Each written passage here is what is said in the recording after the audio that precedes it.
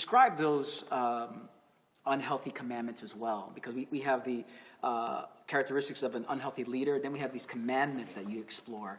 The first one you say here is, it's not success unless it's bigger and better. Is that an unhealthy commandment? Yes. And again, it's not that numbers are bad, because we have a whole book in the Bible called Numbers. And in the book of Acts, they do count numbers. And Jesus does tell us in Matthew 28 to go and make disciples of all nations. So it's a good thing. The question is, it's when we cross a line.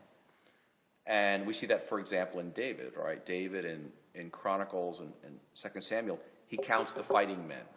And he crosses a line because it's coming out of pride for him. It's coming out of a lack of trust in God. And it's not that we count numbers. It's that the problem is it's the only thing we count.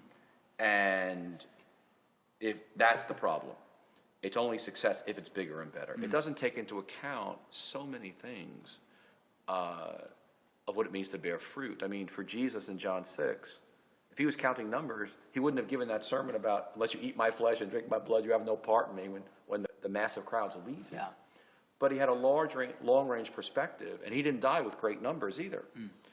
But we all each have a place and a calling in the kingdom. John the Baptist's numbers diminished at the end of his life.